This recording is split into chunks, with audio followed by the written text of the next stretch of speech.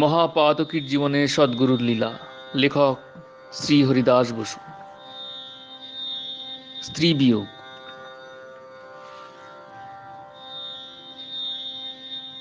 আমার দুঃখময় জীবনের দুঃখের কাহিনী বর্ণনা করিলে গাছের পাতা খসিয়া পড়ে, সমুদ্রের জল শুকাইয়া যায়। এই গ্রন্থ আমার জীবনী নহে, সদ্গুরু আমার জীবনের যে সকল লীলা করিয়াছেন ও করিতেছেন, এই গ্রন্থে কেবল তাহাই লিখিত হইতেছে। এ কারণ জীবনের সমস্ত ঘটনা পাঠক মহাশয়গণকে জানাইতে পারিলাম না, আর দুঃখের কথা লিখিয়া পাঠক মহাশয়গণের প্রাণেও আঘাত দিতে ইচ্ছা করি না। গৃহিণী আমার সংসারের সর্বময়ী কর্ত্রী ছিলেন। বাসা খরচের টাকা হইতে কিছু কিছু রাখিয়া ও আমার নিকট সময়ে সময়ে চাহিয়া লইয়া তিনি অনেকগুলি টাকা সঞ্চয় করিয়াছিলেন। এই কথাটা আমার নিকট তিনি গোপন করিয়া রাখিয়াছিলেন। তৃতীয় জামাতা আমার কন্যার নিকট সন্ধান পাইয়া দোকানে ওই টাকা খাটাইবেন এবং মাসে মাসে কিছু কিছু সুদ দিবেন বলিয়া গৃহিণীর নিকট হইতে ওই টাকাগুলি বাহির করিয়া লইয়া যান। দোকান উঠিয়া গেল, সুদ বা আসল তিনি কিছুই পাইলেন না। এ কারণ তাহার প্রাণে একটা বিষম আঘাত লাগিল। আবার দোকানের ঋণদায়ে আমার উপর বহু টাকা ডিক্রি হইল। ডিক্রি জারিতে আমার ঘর বাড়ি জমি পুষ্করিণী বাগান ইত্যাদি ক্রোক হইল। আমার যাবতীয় অস্থাবর সম্পত্তি ক্রোক হইবার আদেশ হইল। আমাকে গ্রেপ্তার করিবার জন্য গ্রেপ্তারি পরোয়ানা বাহির হইল। আমি নানা স্থানী হইলাম। আমাদের অপমান লাঞ্ছনার সীমা থাকিল না। শত্রুগণ হাসিতে লাগিল। সন্তান সন্ততিগণ লইয়া আমাদিগকে একেবারে গাছতলায় দাঁড়াইতে হইবে, এই সমস্ত ভাবিয়া গৃহিণী অবসন্না হইয়া পড়িলেন। তাহার হাতে এমন অর্থ নাই যে আমাকে অর্থ দিয়া এই বিপদ হইতে উদ্ধার করেন বা সংসার যাত্রা নির্বাহ হয়। আমার বৃদ্ধ বয়স, ওকালতি নাই বলিলেই হয়। গৃহিণীকে চিন্তাকুল ও বিমনা দেখিয়া আমি তাহাকে প্রবোধ দিতে লাগিলাম। আমি বলিতে লাগিলাম, ধর্মলাভ সহজে হয় না। যাহারা ধর্মলাভ করিতে চাহেন তাহাদিগকে বহু দুঃখ যন্ত্রণা অপমান লাঞ্ছনা ভোগ করিতে হয়। পুষ্পসজ্জায় শয়ন করিয়া এবং লুচিমণ্ডা আহার করিয়া কখনো ধর্মলাভ হয় না। সংসার সুখের লেশ মাত্র অন্তরে থাকিলে ধর্ম বহুদূর জানিবে। এজন্য ভগবান যাহাকে আত্মসাৎ করিবেন তাহাকে যাবতীয় সংসার সুখে বঞ্চিত করেন। ধর্মলাভের জন্য তোমার গুরু কত যে যন্ত্রণা ভোগ করিতেছেন তা কি তুমি জানো না? যন্ত্রণায় অধীর হইয়া তিনি 3 বার আত্মহত্যা করিতে প্রস্তুত হইয়াছিলেন। মহাপুরুষেরা বারংবার তাহার জীবন রক্ষা করিয়াছিলেন। মহাভারতের পাণ্ডব মহিষী দ্রৌপদীর কথা একবার ভাবিয়া দেখো। তিনি রাজসূয় যজ্ঞের পাঠরানী, ত্রিলোক পূজিতা। এক বস্ত্রা দ্রৌপদীকে দুঃশাসন কেশাকর্ষণ করিয়া রাজসভায় লইয়া গেল। স্বামী সমক্ষে তাহার কত অপমান! আবার রাজ্য হারাইয়া বনবাসিনী হইয়াও নিস্তার নাই। জয়দ্রথ বন মধ্যে গমন করিয়া কেশাকর্ষণ করিয়া তাহাকে হরণ করিল। তৎপর বিরাটের বাড়িতে দাসী হইয়া থাকিতে হইল। তথায় কীচকের হাতে তাহার কত লাঞ্ছনা! দুর্বৃত্তের পদাঘাত সহ্য করিতে হইল। তোমার কি হইয়াছে? এ পর্যন্ত তোমাকে একখানি গহনাও বিক্রয় করিতে হয় নাই। এত ভাবনা কিসের? একবার বলি রাজার কথাটা ভাবিয়া দেখো। মহাবল বলি ত্রিলোকের অধীশ্বর ছিলেন। ভগবান বামন রূপে ছলনা করিয়া তাহার যথাসর্বস্ব হরণ করিলেন। পরে তাহাকে বন্ধন করিয়া তাড়না করিতে লাগিলেন। ব্রহ্মা আসিয়া ভগবানকে বহু স্তব স্তুতি করিলেন। ভগবান শান্ত হইলেন না। ভক্ত প্রহ্লাদ পৌত্রের দুর্দশা দেখিয়া বহু স্তব স্তুতি করিতে লাগিলেন, কিন্তু ভগবান কিছুতেই ক্ষান্ত হইলেন না। বলি রাজ্যভ্রষ্ট হইলেন। বিপক্ষ দেবতাগণ কত হাসি ঠাট্টা করিতে লাগিল। বলির দুর্দশার সীমা থাকিল না। তখন বলি স্ত্রী বৃন্দাবলী করজোড়ে স্তব করিয়া ভগবানকে বলিতে লাগিলেন, এই অসুরটার প্রতি দয়া করুন। এ নিতান্ত মূঢ়, এ জানে না যে আপনি এই সমস্ত চরাচরের অধিপতি। এ নিজেকে বিশ্বপতি মনে করিয়া আপনাকে ত্রিপাদ ভূমি দান করিতে প্রতিশ্রুত হইয়াছিল। ইহার যদি কিছুমাত্র জ্ঞান থাকিত, তাহা হইলে নিজেকে বিশ্বপতি কদাচ মনে করিত না। এরূপ মূঢ়ের উপর কি রাগ করিতে আছে? প্রভু ক্ষান্ত হন। তখন ভগবান বৃন্দাবলীকে হাসিয়া বলিলেন, বলি আমার পরম ভক্ত, আমি উহার প্রতি ক্রোধ করি নাই। আমার দয়াই এইরূপ যে আমার ভক্ত, আমি তাহার সর্বস্ব হরণ করিয়া থাকি। বলি ঐশ্বর্য মদে মত্ত হইয়া পাছে আমাকে ভুলিয়া যায়, সেই জন্য আমি তাহার সর্বস্ব হরণ করিলাম। তৎপর ভগবান মহারাজ বলিকে পরম গতি প্রদান করিলেন। বলি পাতালের রাজা হইলেন, আর ভগবান তাহার দ্বারের দ্বারই হইয়া থাকিলেন। এই জগতে মানুষ স্বার্থ লইয়া ব্যস্ত। যে ব্যক্তি ধর্মাচরণে প্রবৃত্ত হইবে, সকলে তাহার বিপক্ষ হইয়া দাঁড়াইবে। অধিক কি, পিতা মাতা পর্যন্ত শত্রুতা আরম্ভ করিবে।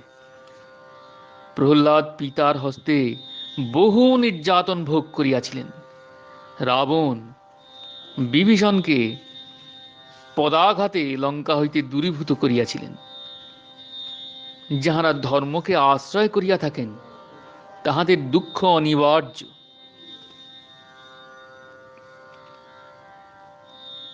কামিনী, আমি দেখিতেছি ইহ সংসারে সকলে বেশ সুখে স্বচ্ছন্দে দিন যাপন করিতেছে, কেবল আমাদেরই কষ্ট। আমি, তুমি লোকের কি এত সুখ দেখিলে, আর আমাদেরই বা এত কষ্ট কিসের? কামিনী, লোকে কেমন হেসে খেলে আমোদ আহ্লাদে দিন কাটাইতেছে, আমরা সর্বদা কেবল মনাগুনে দগ্ধ হইতেছি। কামিনীর মুখে এই কথা শুনিয়া আমি তাহাকে বুঝাইতে লাগিলাম। তাহাকে বলিলাম, সংসার সর্বস্ব লোকের সুখ দুঃখের সহিত আমাদের সুখ দুঃখের তুলনা হইবে না। আমরা যাহা পরম দুঃখ মনে করি, সংসারী লোকের তাহাই পরম সুখ। আমরা যাহা মলমূত্রের ন্যায় ত্যাগ করি, সংসারী লোকে তাহাই পরম আদরে অঙ্গে লেপন করে।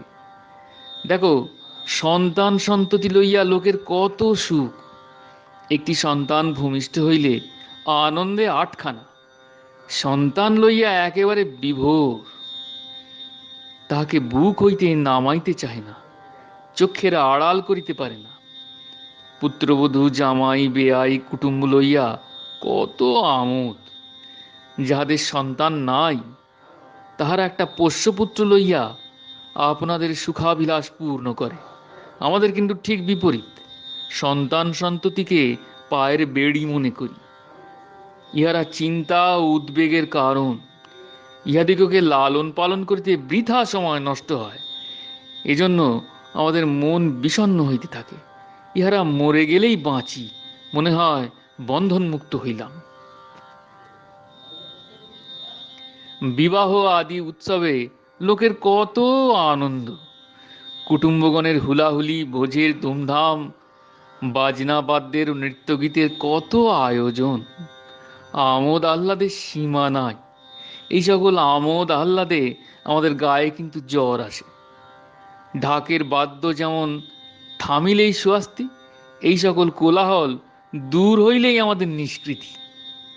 দেখো, আমাদের ভোজ কাজে খাইবার উপায় নাই, লোকে আচার ভ্রষ্ট। একে অনাচারী লোকের হাতের রান্না, তাহাতে পঙ্ক্তি ভোজনে উচ্ছিষ্ট খাইতেই হইবে। এ কারণ কাহারও বাড়িতে খাইতে পারি না। ইহাতে লোকে আমাদিগকে অহংকৃত ধর্মধ্বজি ইত্যাদি কত কথাই বলিয়া থাকে। উপাদেয় আহার একটা ভোগের জিনিস।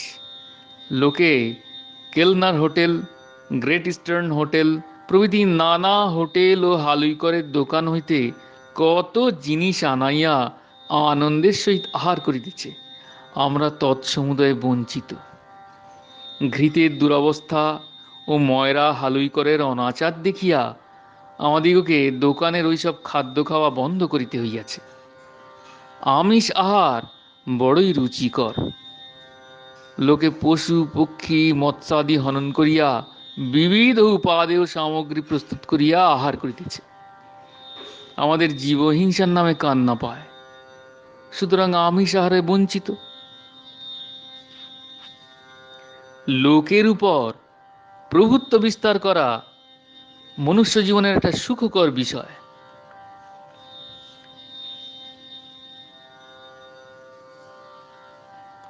আমরা প্রভুত্ব ত্যাগ করিয়া দাস হইতে চাই।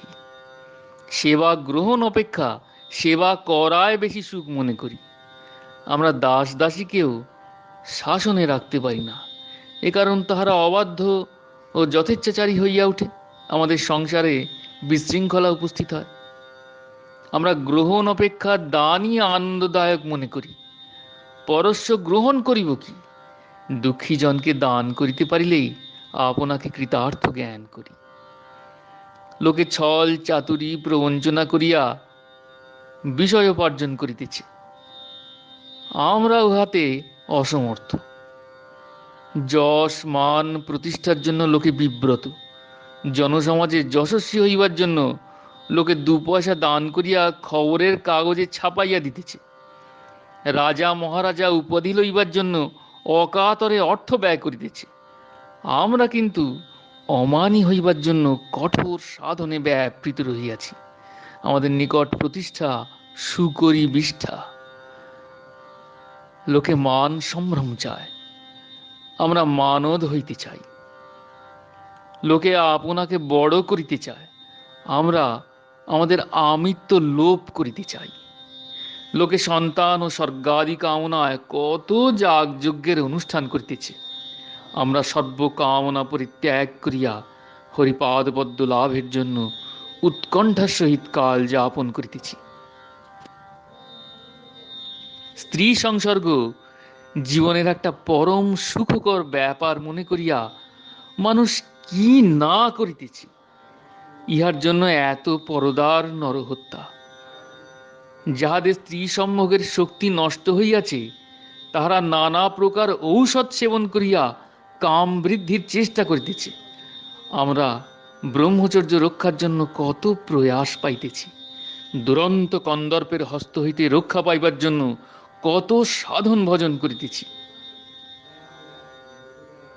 লোকের সংসার আর আমাদের সংসার সম্পূর্ণ বিভিন্ন। লোকে সুখী হইবার জন্য সংসার করে, আমরা দায়ে ঠেকিয়া সংসার করি। কয়েদির যেমন জেলখানা, আমাদের তেমনি সংসার। মুক্ত হইলেই বাঁচি। লোকে প্রবৃত্তির পথে ছুটিয়াছে, আমরা নিবৃত্তির পথে ছুটিয়াছি। অন্যের সহিত আমাদের বিপরীত সম্বন্ধ, আমাদের সহিত অন্যের তুলনা হয় না। সংসারে এমন কোনো সুখ নাই যাহা আমাদের মনে আনন্দ ঢালিয়া দিতে বা আমাদের মনকে ভুলাইয়া রাখিতে পারে। একে ইহ সংসারে কোনো সুখ হইল না, তাহার উপর আবার আমাদের আধ্যাত্মিক যাতনা। কামিনী, আধ্যাত্মিক যাতনা কি? আমি, যাতনার কোনো হেতু নাই, অথচ রাবণের চুল্লির ন্যায় সদা সর্বদা মন যেন হু হু করিয়া জ্বলিতেছে। ইহাই আধ্যাত্মিক যাতনা। কামিনী, এই যাতনা কেন হয়? আমি, ভগবানের রাজ্যে পক্ষপাত বা অনিয়ম নাই। অপরাধ করিলেই শাস্তি ভোগ করিতে হইবে। আমরা বহু জন্ম বহু অপরাধ করিয়া আসিয়াছি, তাহার তো একটা শাস্তি ভোগ হওয়া চাই। সমস্ত অপরাধের শাস্তি ভোগ করিতে হইলে অনন্তকাল শাস্তি ভোগে কাটিয়া যায়, জীবের আর উদ্ধার হয় না। এ কারণ দীক্ষাকালে সদ্গুরু শিষ্যের যাবতীয় অপরাধ নিজে গ্রহণ করেন। শিষ্যগণকে কেবল প্রারব্ধ কর্মের ফল ভোগ করিতে হয়। কামিনী, দীক্ষাকালে সদ্গুরু যে শিষ্যের সমস্ত পাপ গ্রহণ করেন, তজ্জন্য তাহাকে কি শাস্তি ভোগ করিতে হয়? আমি, হ্যাঁ, তাহাকে ইহার জন্য শাস্তি ভোগ করিতে হয়। তবে শিষ্যকে হয়তো যুগ যুগান্তর শাস্তি ভোগ করিতে হইত, তাহাকে না হয় ৮ ঘন্টা শাস্তি ভোগ করিতে হইবে। তুমি দেখো নাই, গোসাই দীক্ষা দিয়া কাতর হইয়া পড়িতেন, তাহার মুখমণ্ডল কালো হইয়া যাইত। কামিনী, প্রারব্ধ কর্ম কাহাকে বলে? যে কর্মফল ভোগ করিবার জন্য দেহ ধারণ হইয়াছে, যাহা কিছুতেই এড়াইবার উপায় নাই, তাহাই প্রারব্ধ কর্ম। কামিনী, কোন কর্ম স্বেচ্ছা প্রণোদিত আর কোন কর্ম প্রারব্ধ কর্ম, তাহা জানিবার কি কোনো উপায় আছে? আমি, যে কর্ম করিবার আদৌ ইচ্ছা নাই, অথচ বাধ্য হইয়া করিতে হইতেছে, সেই কর্ম প্রারব্ধ কর্ম জানিতে হইবে। যেমন আমার ওকালতি, ওকালতি করিবার আমার আদৌ ইচ্ছা বা প্রবৃত্তি নাই, অথচ শরীর যাত্রা নির্বাহ জন্য আমাকে বাধ্য হইয়া এই কাজ করিতে হইতেছে। কামিনী, এই প্রারব্ধ কর্মক্ষয়ের কি কোনো উপায় নাই? আমি, হ্যাঁ আছে। ভোগ দ্বারা ইহা ক্ষয় হইয়া থাকে, আর অবিশ্রান্ত নাম করিতে পারিলেও ক্ষয় হয়। তবে প্রারব্ধ কর্ম নাম করিতে বড় বাধা দেয়। কামিনী, প্রারব্ধ কর্ম ক্ষয় করিতেই যে প্রাণান্ত দেখিতেছি। আমি, তোমাদের প্রারব্ধ কর্ম সমস্ত ভোগ করিতে হইলে আর কি রক্ষা আছে? গুরু বলিয়াছেন তিনি অধিকাংশ ভোগ করেন, তোমাদিগকে কেবল একটু আঁচ দিয়া থাকেন। ইহাতে অধৈর্য হইলে চলিবে কেন? সহিষ্ণুতা ধর্মলাভের প্রধান উপায়। ধৈর্য সহকারে সকল দুঃখ সহ্য করিয়া নাম করিতে থাকো, সময়ে নিশ্চয়ই শান্তি লাভ করিবে। কামিনী, সাধনের যে এত ক্লেশ, তাহা জানিতাম না। অপরে বেশ আছে। আমি, আবার অপরের কথা বলিতেছ? যার নাই উত্তর পূব, তার মনে সদাই সুখ। যাহাদের সংসারই সর্বস্ব, তাহাদের আদৌ আত্মজিজ্ঞাসা উপস্থিত হয় নাই।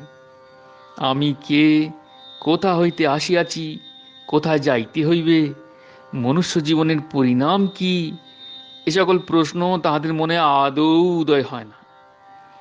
শরীরের সহিত আত্মার বিনাশ, এই তাহাদের ধারণা। এই জন্য তাহারা অনিত্য সংসার সুখে মগ্ন, আর ক্ষণভঙ্গুর দেহের এত পরিচর্যা।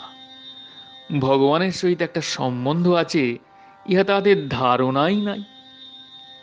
কেহ কেহ ভগবানের অস্তিত্ব পর্যন্ত স্বীকার করে না। তাহারা আত্মতত্ত্ব কিছুই জানে না। জীবের স্বরূপ হয় নিত্য কৃষ্ণ দাস। কৃষ্ণ বলি সেই জীব অনাদি বহির্মুখ, অতএব মায়া তারে দেয় সংসার দুঃখ। কভু স্বর্গে উঠায়, কভু নরকে ডুবায়, দণ্ডজনে রাজা যেন নদীতে চুবায়। মায়ামুগ্ধ জীবের নাহি শত কৃষ্ণ জ্ঞান। সংসার সর্বস্ব লোকের কোথায় সুখ দেখিলে, আজ আনন্দ, কাল হাহাকার। একটা বিপদ পড়িলে আর সহ্য করিতে সমর্থ হয় না। জন্ম মরণ রূপ আধ্যাত্মিক দুঃখ তাহাদিগকে অনন্তকাল ভোগ করিতে হয়। বলো দেখি, নাম করিয়া তোমরা যে সুখ পাও, সংসারে কি তাহার কণামাত্র সুখ আছে? সংসার সুখের পরিণাম জ্বালা যন্ত্রণা, ভগবত উপাসনায় যে সুখ, তাহার পরিণাম নিত্য আত্মপ্রসাদ।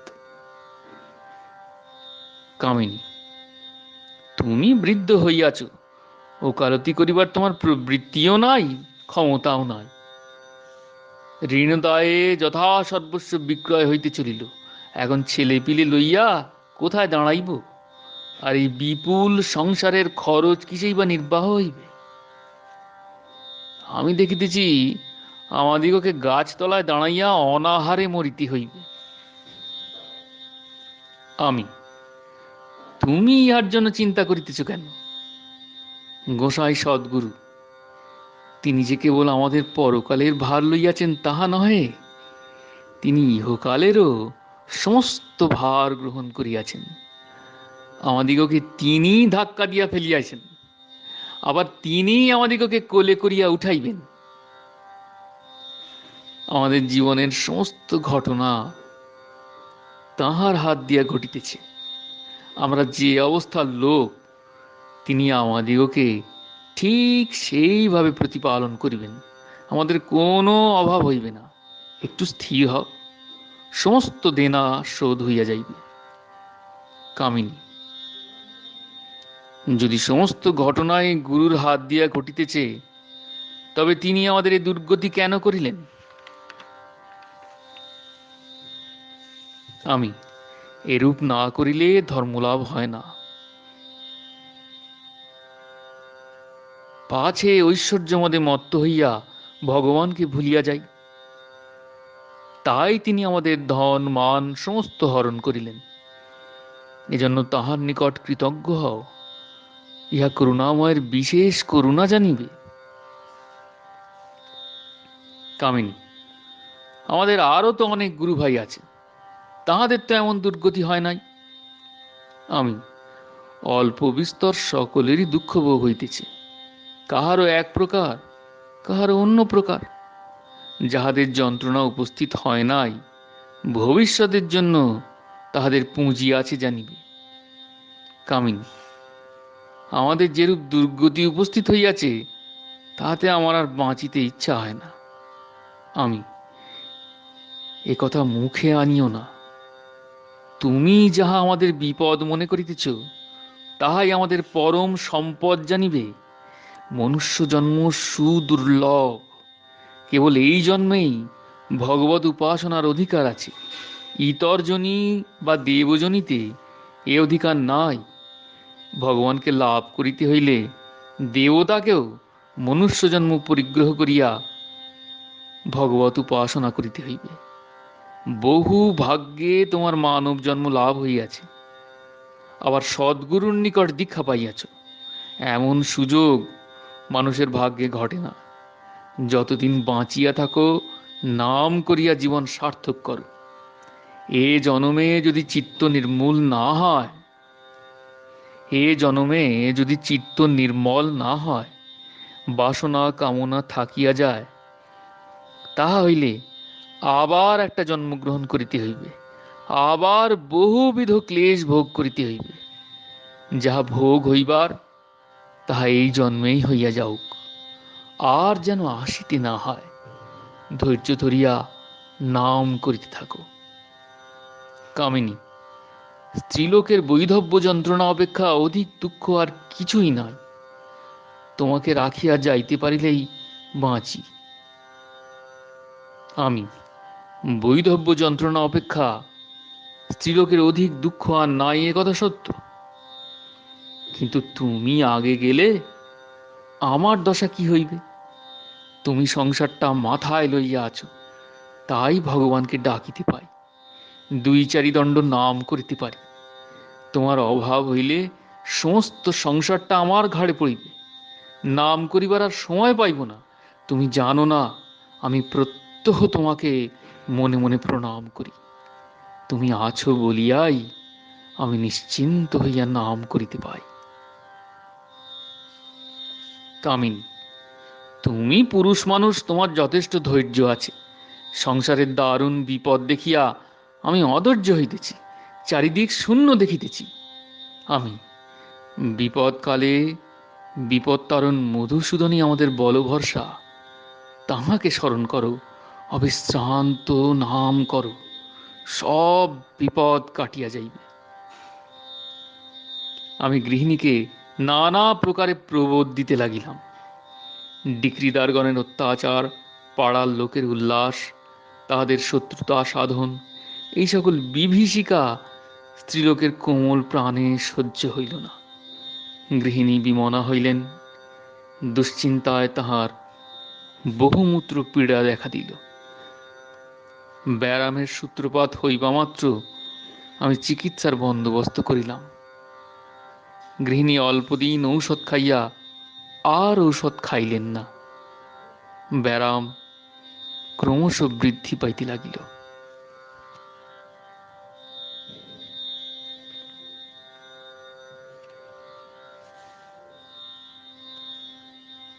জয় গুরু, জয় গুরু, জয় গুরু, প্রণাম।